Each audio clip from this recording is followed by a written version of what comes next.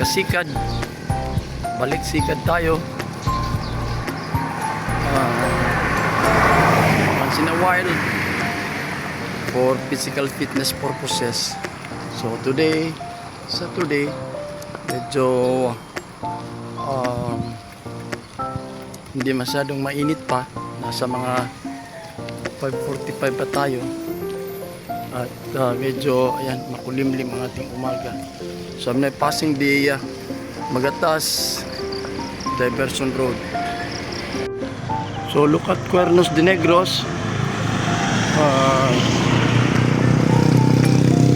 It's been covered by clouds. So kayong Valencia Mountain Ranges. Ayun. Daming truck dito, oh. Ano kaya meron dito? It's a Saturday. Ano kaya meron dito? Para may mga isda.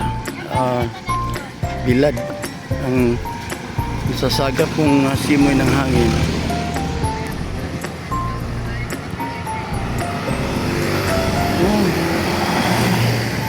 Mga bilad, oh.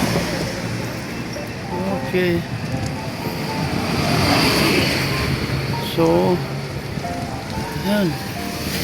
Mga smoked fish, dried fish, ang dami dito. Ano, first meron. Okay. Ang dami, oh. Wow. First time ko ito nalaman dito. Ang dami. Interview tayo ng mga tao. Daming truck dumadaan, no? I guess dahil dun sa kwan, yung sa resulta ng bridge sa Leyte at sa kasama. Maayong buntag. Nakoy pangutan noon kay first time taga-diri rabi ako ko des. One na first time ako niagi po diri ba. Kamu taga din ka busing? Saturn. Ati ka Saturn. So karon pa mo ko nakaagi sukad ka bike dayong tingala ko. Dagan isda di kani ba mga bulad unsa man ni sa kada Sabado? Kada Sabado. Kada Sabado aron sa buntag. Dayong Bernes hapon pa ni sila diri. apa apil mo sa mga apil. Aw, Nangumpra ra ka? malitra. So mangumprahe din isa niya. Natingala mo pud taga diri rabi ako pero daghan naman so kanu sa niga kabante ka kanu sa niga sugod. Ato dani. Kay dito mnes look una. Luok sa Dumaguete. Luok Dumaguete. Ya. At Di balhin na sila diri. so di pabalhin. Mga Disyembre lagi.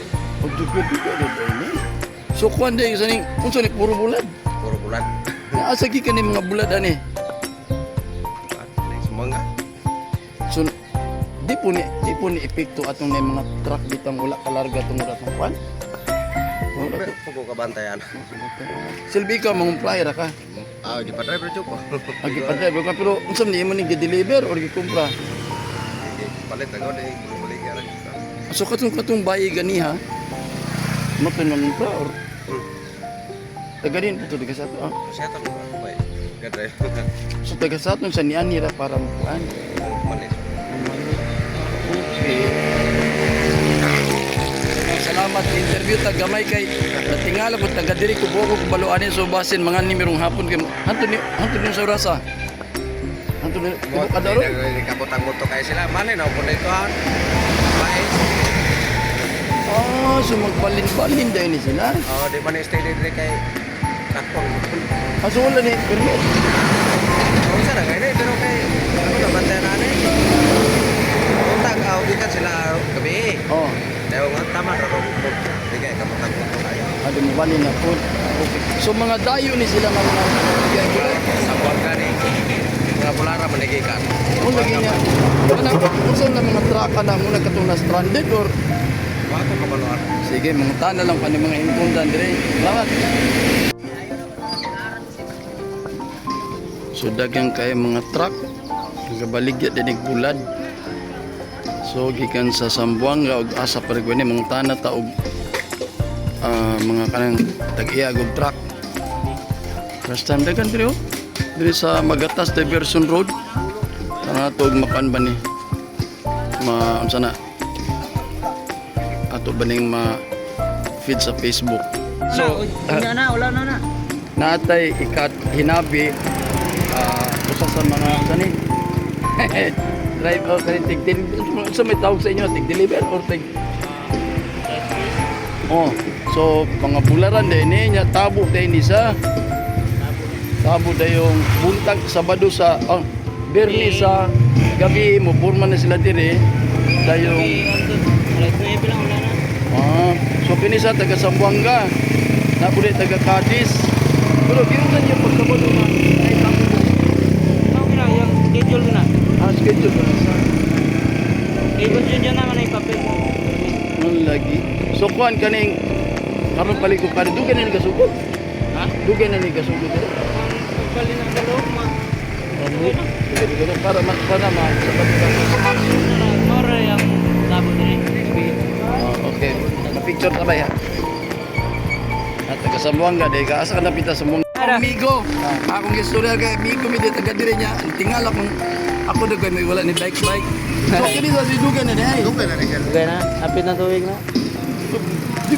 Pwede gabi na sila na upan rin. Di pa Sabado morning hangtod punto ulan na sila dito. Tama na. Malas na yung vehicle. Baka ugma ato na pala sa Pindoy. so magtapon so nani permit sa tuwa Ano yung beto na? kay base mo balik ko ron palit bulan ay galing kinahon ganin Dili, bakit na kinilo? Pwede man kinilo daw. Bakit na kinilo? so kinito Na mga karton. sa buwang ka man daw ni kana sa Cadiz so Kadis. Wala ka prayer, dagang komprador rin. Abot ganito ka kabangkalan rin. Sibo? so Cebu. mga kumprador mari dire ya kini sila di sana tigandos tigandos yun sa nila na pag Isa dire, ang inanay nila. Oo. Kung anong handos, kumpra po sila. Kupan.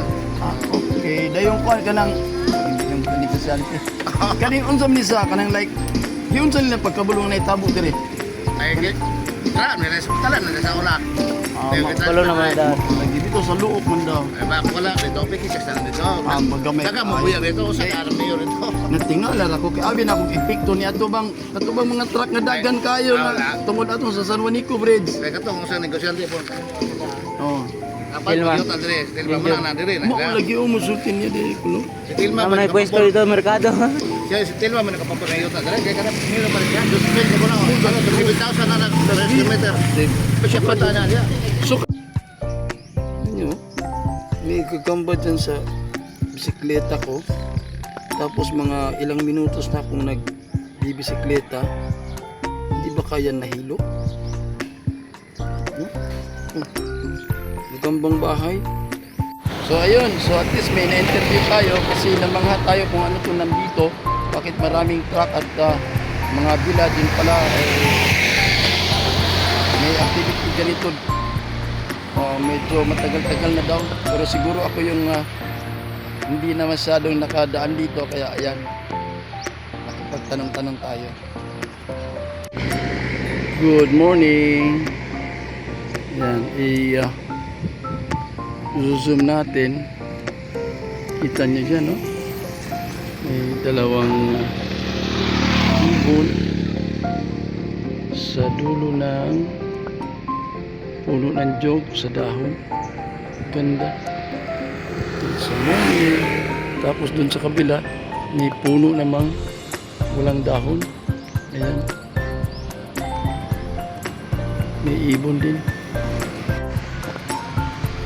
so ito yung magatas sa diversion road of Sibulan papuntang Bakong at Dawin at dito dumadaan yung mga malalaking sasakyan kasi nga pag doon sa Sibulan proper medyo maliit yung karsada na focus ng traffic o ano pa man so ayan, ayan so dito na dumadaan yung mga malalaking truck na papuntang south ng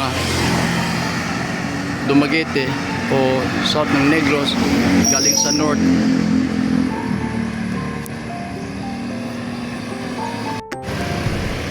Ang lalaking truck ewan ko lang kung para saan to di naman ito siguro yung para sa ah, Mindanao. Sana may matanong tayo mamaya.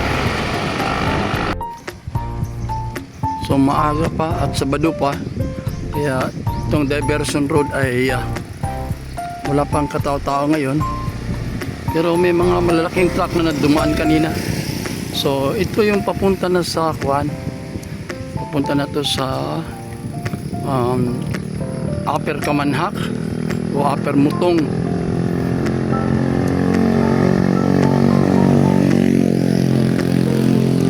Gabi umulan. Ito, sana ngayon hindi uulan. So ayan, nakasikat ang araw. It's almost 7 AM in the morning. So natatunan ng maninipis ulap. So at this moment malamig yung hangin. Ganda. Yan. So we will just follow this diversion road kasi doon sa mga 4 pa o 5 kilometro pa nandun yung Little Siargao. Yan na natin yung panahon sa umagang ito doon.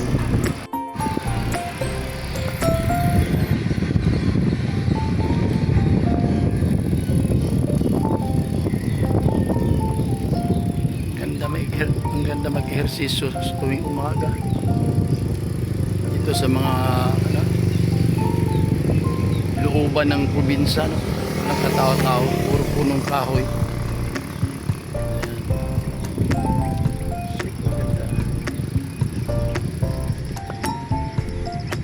At times may party talaga ng may party ng mga karsada na ganito na walang tagusan yung tubig, kaya yan. It's not really that perfect. Doon, ang kao.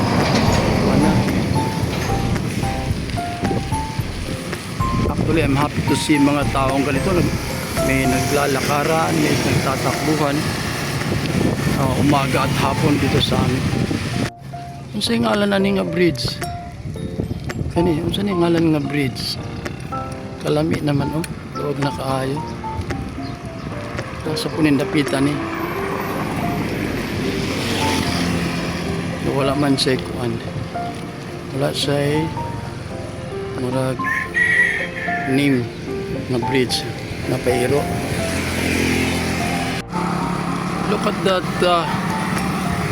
old structure na yan, sabi nung mga naunang tao gamit daw yan para sa tubo, but look at that, a wide space turned into soccer field, and at the same time yung paliparan ng mga remote controlled na mga laruan dyan.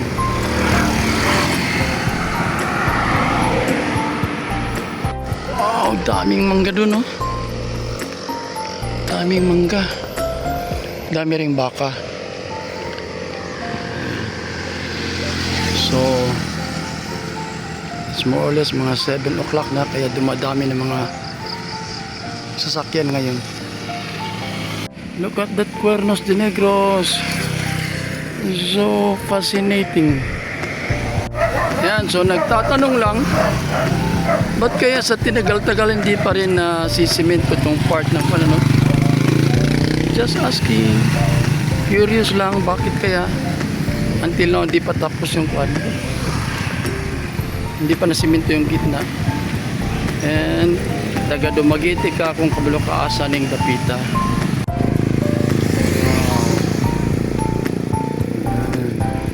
Tinapay sa daan yan. So yan yung lagi kong kasama, lagi kong kasama pag nagbibisikleta, kaming dalawa. Ayan. We are now approaching yung tinatawag namin Little Siargao dito.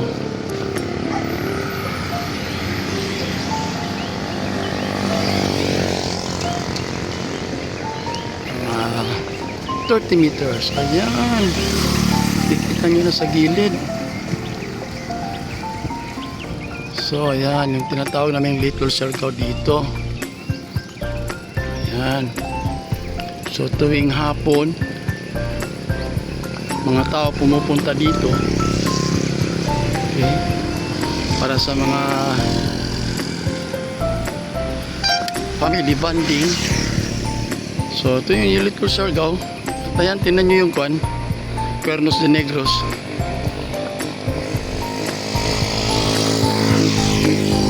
So sa ngayon walang tao, of course, dahil maaga pa. Ang parituan ng mga tao ay yung mga alas 4 na ng hapon. Yan, para makita yung kwan.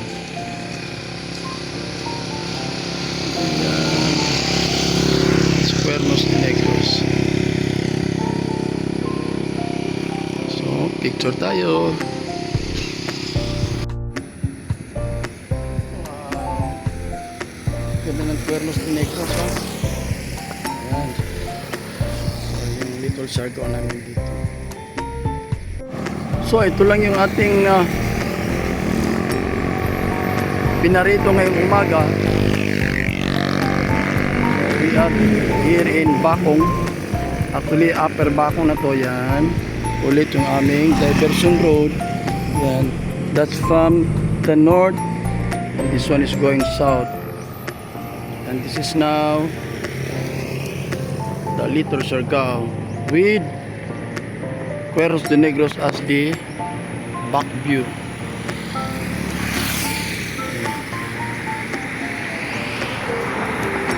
Kasi dito sa harapan, yan, bakante pang lote yan, marami pa mga kahoy-kahoy. Ay 7:28, so at least mga almost 30 minutes tayong nagbisikleta galing dun sa Little Siargao at Paulo.